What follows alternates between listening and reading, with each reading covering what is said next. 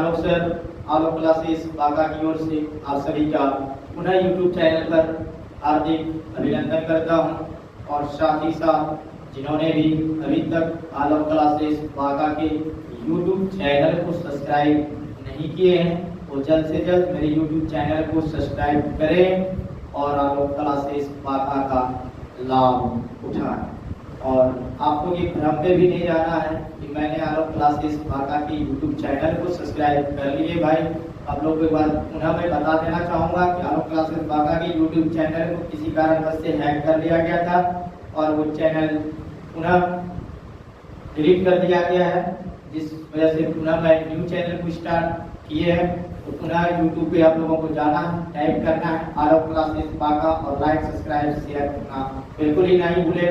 आप लोगों को पता ही है आलोक क्लासेस बांका में 10th 12th general competition bank SSC railway Bihar police Bihar तो गई थी, इसी की तैयारी बड़े सरल शर्तों में कराई जा रही है।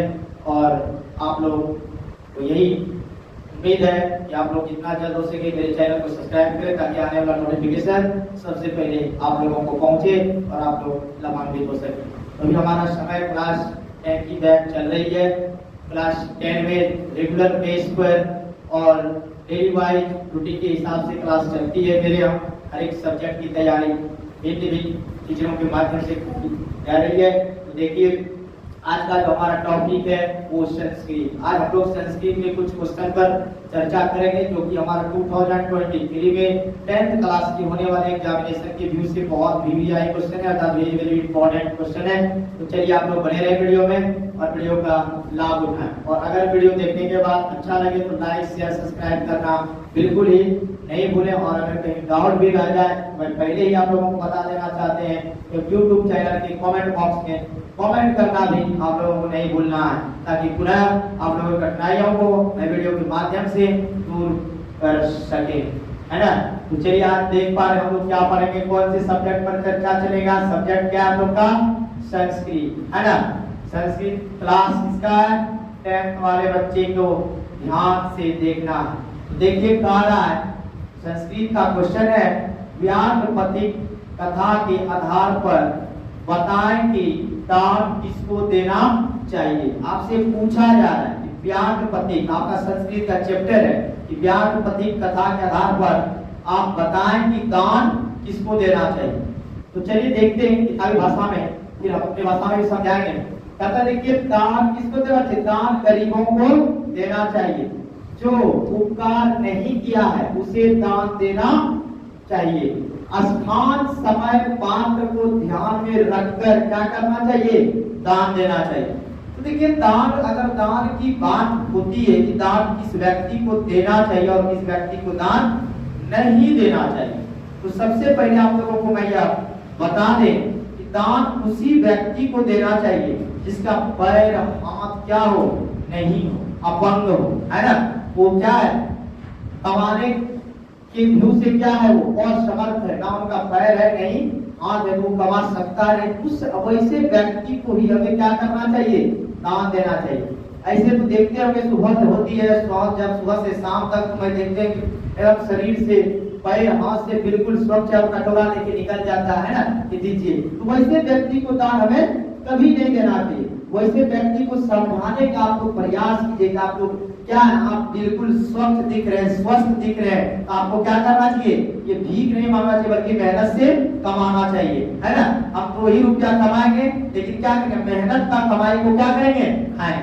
लेकिन ऐसे व्यक्ति को दान कभी नहीं देना चाहिए जो पैर हाथ से बिल्कुल स्वस्थ है। दान उसी व्यक्ति को देना चाहिए जो दान के पात्र हो, जो दान के लायक हो। तो यही चीज हमें व्याघ्रपथिक कथा के माध्यम से जानकारी मिलती है।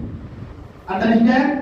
चलिए नेक्स्ट क्वेश्चन पर चर्चा करेंगे। नेक्स्ट क्वेश्चन भी बहुत इंपॉर्टेंट है। देखिए कर्णस्य दान विस्तार पाठ के आधार पर इंद्र का चरित्र चित्रण करें।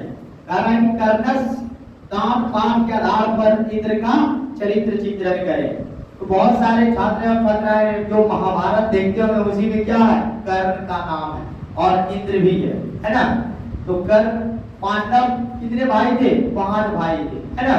उसी में कर्ण भी एक है। राजा कर्ण को क्या दानवीर कर्ण के नाम से भी जाना जाता था, है ना।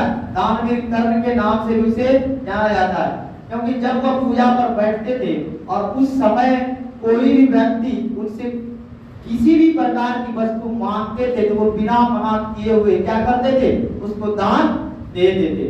चलिए अब चर्चा करेंगे, क्योंकि महाभारत जाएंगे तो लंबा कहानी हो जाएगा। चलिए हम देखते क्या कहा है। देखिए कहता है इंद्र को वर्षा और वज्र का देवता कहा जाता है ना। इंद्र को वर्षा और वज्र का क्या कहा जाता है, देवता कहा जाता है। आप लोग जान रहे हैं कि भगवान इंद्र जो है वज्र का भी देवता और वर्षा का भी क्या है, देवता है। आगे देखते हैं, उसके चारित्रिक गुणों के साथ कुछ दोष भी नजर आते हैं। भगवान इंद्र के जो चरित्र है उनके कुछ अच्छाई है तो कुछ बुराई भी छिपा हुआ है ना, नजर आते हैं। देखिए कह रहा है कि अर्जुन की रक्षा के लिए भेष बदलकर कर्ण के पास जाता है। अर्जुन की रक्षा के लिए क्या करता है भगवान इंद्र, भेष को बदलकर किसके पास जाता है, कर्ण के पास जाता है। क्योंकि आप लोगों को हम शॉर्ट में समझाना चाहेंगे, ज्यादा लंबा तो नहीं करेंगे। कर्ण भी किसका पुत्र था, कुंती का ही पुत्र था, अर्जुन का ही भाई था, है ना। कर्ण भी क्या था, अर्जुन का ही भाई था और कुंती का ही पुत्र था। बल्कि कुंती का जिस समय शादी नहीं हुआ था उसी समय उनको गर्भ हुआ था। किसे, सूर्य के उच्चारण मंत्र से, है ना। जिस कारण कुंती ने इस सच्चाई को छिपाने के लिए कर्ण को क्या किया, नदी में प्रवाह कर दिया, है ना। समाज के नजर में छिपाने के लिए वो क्या नदी में प्रवाह कर दिया। उसी समय उसको कोई बचवाना, पाला, पोसा और पढ़ाया, है ना। तो वो अभी किसका बेटा है, शॉर्ट में कहते विशेष डिटेल में नहीं जाएंगे क्योंकि लंबा वीडियो हो जाएगा। तो उसको क्या किया, फिर दुर्योधन जी जहां पे आया तो उसको क्या किया, राजा का भी स्थान दिया, इनके साथ रहा।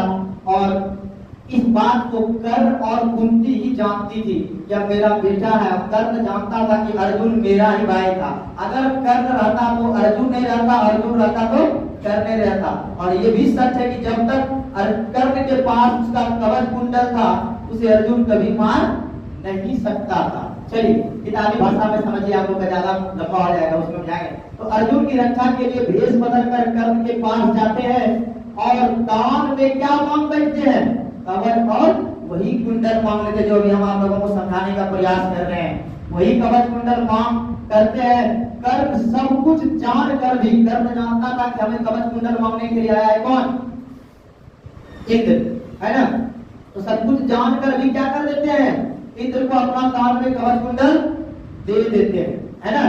कवच कुंडल क्या करते हैं, इंद्र को दान स्वरूप दे देते हैं। मैंने वीडियो के पहले में चर्चा की, कर्ण क्या था, दानवीर कर्ण था। आपको मैं बताया कि जब वह पूजा पर बैठता था उससे कोई भी कुछ मांग लेता उस समय वो निधड़क उसे दे देता था। तो वही क्या किया, दे दिया, है ना। तो इसी प्रकार क्या था, यह इंद्र का चरित्र है कि किस प्रकार से उन्होंने भेष बदलकर कर्ण के पास आया और कर्ण से अपना कवच कुंडल की मांग की। और कर्ण किसका पुत्र था, सूर्य का पुत्र था, सौर्य पुत्र, है ना। क्या था वो, सौर्य पुत्र और कुंती का ही वो बेटा था, समझ गए। तो क्या क्या कवच कुंडल दान में दे देता है। इसी को हम कर्णस्य दान विस्तार मान के आधार पर इंद्र का चरित्र चित्रण के नाम से जानते हैं। तो आज का वीडियो में और क्लास 10 का इस वीडियो में और सब्जेक्ट संस्कृत के इस वीडियो में आज हमारा यही दो टॉपिक, दो क्वेश्चन पर चर्चा चली। पुनः कल नेक्स्ट सब्जेक्ट, क्योंकि डेली और रूटीन वाइज सब्जेक्ट वाइज हिसाब से हमारे यहाँ तैयारी कराई जाती है, पर नेक्स्ट सब्जेक्ट पर, नेक्स्ट विषय पर हमारी चर्चाएं विस्तार से चलेगी। तो आप लोग आलो क्लासेस बाटा के YouTube चैनल पर ऑनलाइन और जो भी बच्चे क्लास में ऑफलाइन उपस्थित है वो बरकरार आप लोग बने रहे और वीडियो का लाभ उठाएं। और अगर वीडियो अच्छा लगा हो तो लाइक, सब्सक्राइब, शेयर करना बिल्कुल ही नहीं भूलें। तो आज के लिए इतना ही, पुनः नेक्स्ट क्लास में नेक्स्ट वीडियो के साथ मिलते हैं। तब तक के लिए धन्यवाद। वंदे मातरम, जय हिंद।